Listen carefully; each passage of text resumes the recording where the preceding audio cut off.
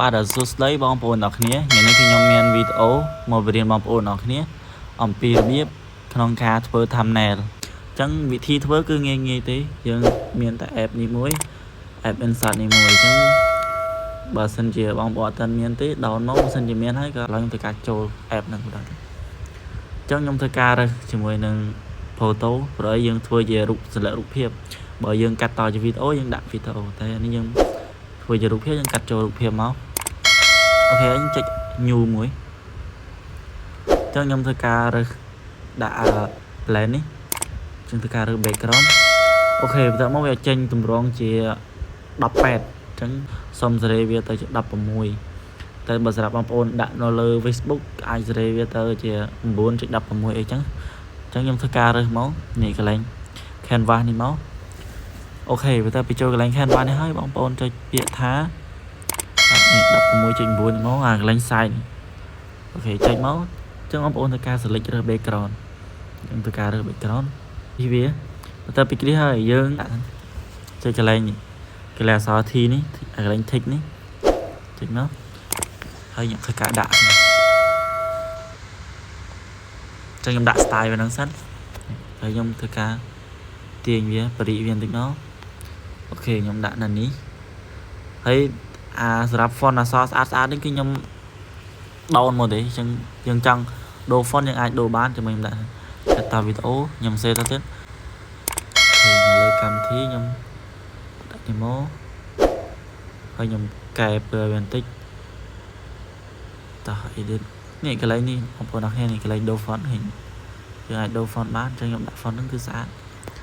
ហើយខ្ញុំកែពណ៌ខុសនៅលើនេះ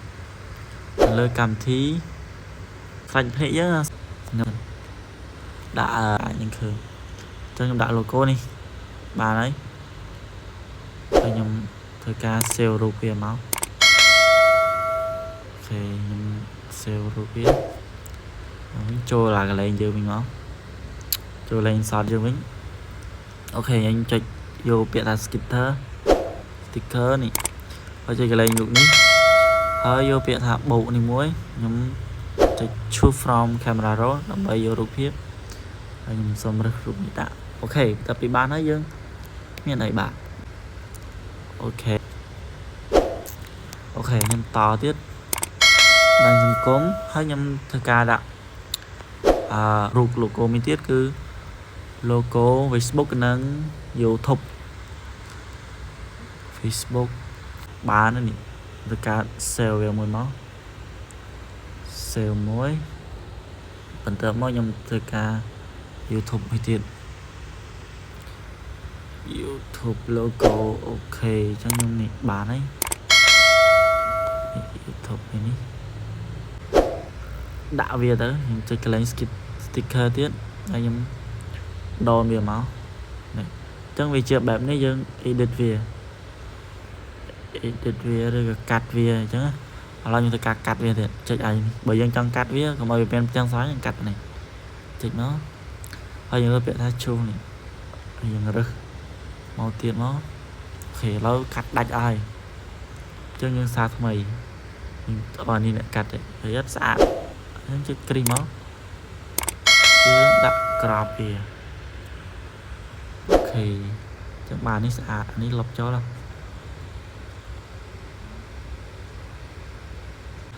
complete ទៅសេអក្សរដាក់វាក្រោមមក Facebook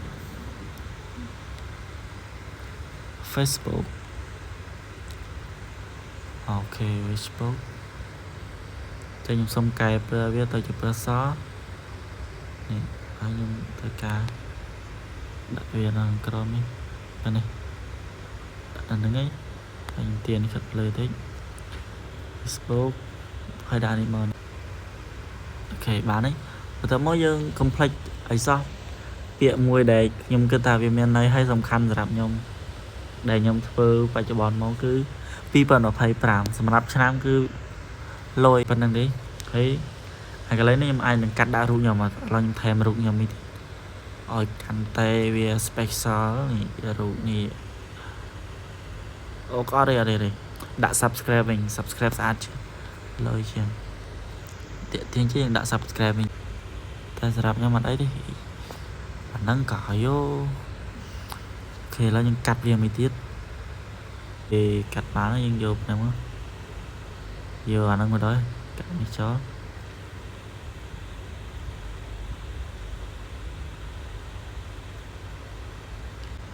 đã rút channel vào nhé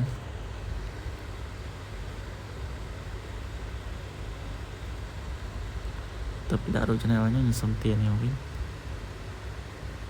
ok bản năng ba này chân